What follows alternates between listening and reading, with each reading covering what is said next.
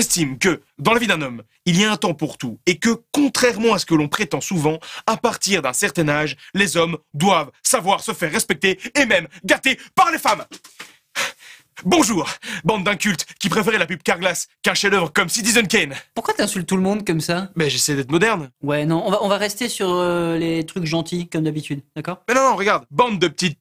Coupé au montage. D'ailleurs, on va un peu creuser le montage et on va parler de l'effet Kuleshov. Posons-nous ensemble la question, qui est Kuleshov? Alors, je suis à peu près sûr que c'est le mec qui a inventé l'effet Kuleshov. Même pas. T'as l'air malin maintenant. Ah, je dis plus rien, ok. Lev Kuleshov est un cinéaste et théoricien russe. Il a notamment conçu une expérience que nous allons reproduire ici même. Donc on parle pas de l'effet Kuleshov qui est pas de Kuleshov, mais de l'expérience de Kuleshov qui n'est pas l'effet Kuleshov? Si, c'est ça, c'est ça. Enfin bref, Pratique, tu seras notre cobaye. Trop cool, je vais sur la scène. Pratique, tu es en prison. Une prison sordide, une prison lourde, qui pèse sur tes épaules. Et soudain, tu redécouvres la liberté. Ok, ça marche, je te fais ça.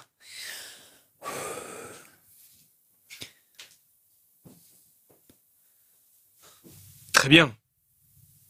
Maintenant, autre situation. Tu es en prison depuis quelques jours et tu as faim.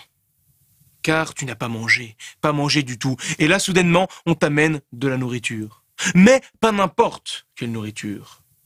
On te tend un bol de soupe. Très bien. Maintenant, chers téléspectateurs, nous allons voir chacune de ces prestations mises en situation.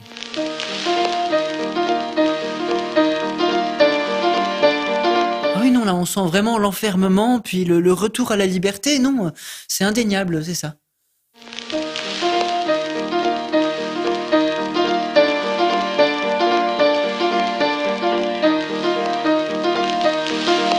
Ah non, et là, cette fois, on voit dans mon regard que je suis habité par la faim et ça vient des tripes et tout, là. Non, c'est fascinant. Chers téléspectateurs, vous me croirez ou non, mais je viens volontairement d'intervertir les mises en contexte de la soupe et du jeu de la liberté. Ah, bah je me sens un petit peu bête du coup. Il ne faut pas. C'est précisément ce que l'expérience tente de prouver, et elle l'a fait, chers téléspectateurs. Sachez-le bien, un montage donne beaucoup plus de contexte que ce qui se cache dans la tête d'un acteur. Car l'expression de cet acteur est plus importante que l'intérieur de sa pensée, ce qui nous amène directement, et je vous vois venir, à l'effet Kuleshov. Pratique, concentre-toi s'il te plaît. Est-ce que, Pratique, tu peux me faire une tête neutre, s'il te plaît?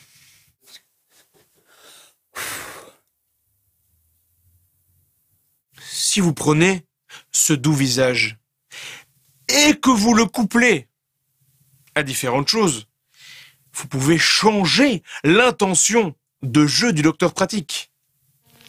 Mettons que je vous le montre suivi d'un plan sur de la soupe. Vous vous direz qu'il a faim. Mais s'il est suivi d'un plan sur une splendide femme, vous direz qu'il la désire. Ou tout simplement, si vous le mettez en face d'un tableau, vous trouverez tout simplement qu'il le contemple. Eh bien, l'effet Kuleshov, c'est ça.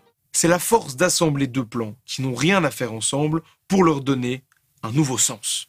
Et c'est pas la même chose que l'expérience de Kuleshov du coup? À peu de choses près, oui. Et c'est sûrement en référence à celle-ci que la deuxième porte le nom de celui qui a découvert la première. Mais l'expérience de Kuleshov est encore plus extrémiste. Elle rappelle qu'on ne retient du jeu d'acteur que ce que l'on en voit, et pas seulement qu'on insère ce qu'on veut derrière un visage neutre. Donc quoi, si je joue mal, si c'est bien monté, ça se verra pas? Si, quand même, si, ça se verra. Si tu joues mal, on va le voir. Mais si tu n'arrives pas à faire le deuil, mais que tu fais la même tête, par exemple, quand tu penses à la Game Boy que tu as pété quand tu avais 5 ans, eh bien rien ne t'empêche de penser à ça. Il faut bien se dire que les pensées, ça se voit pas sur un écran. Les émotions, oui. Et le montage les oriente. C'est pour ça, par exemple, si un comédien doit rire de façon crédible dans votre prise, mais qu'il n'y arrive pas, or, entre le clap et l'action, le comédien lâche un énorme rire parce que l'ingé son a fait une grosse blague, eh bien, vous pouvez prendre dans votre montage ce passage-là. Personne ne le saura. Alors, allez-y, prenez-le. Et donc, pour tout ça, on dit merci à Monsieur Kuleshov. Exactement. Pour conclure, chers téléspectateurs, une petite anecdote. Une fois n'est pas coutume. Avez-vous déjà vu Marathon Man ? Moi non plus, mais je connais une anecdote fort sympathique à son sujet. Le film met en scène Dustin Hoffman et Laurence Olivier. Dustin Hoffman est à l'époque un jeune acteur, bien déjà qu'âgé de 38 ans, qui sort de l'Actor Studio. L'Actor Studio, c'est cette fameuse technique qui tend à dire que vous puisez votre façon de jouer dans vos souvenirs psychologiques. Laurence Olivier est en totale opposition de cette technique, étant un acteur beaucoup plus âgé, de l'ancienne génération, beaucoup plus à texte et shakespearienne.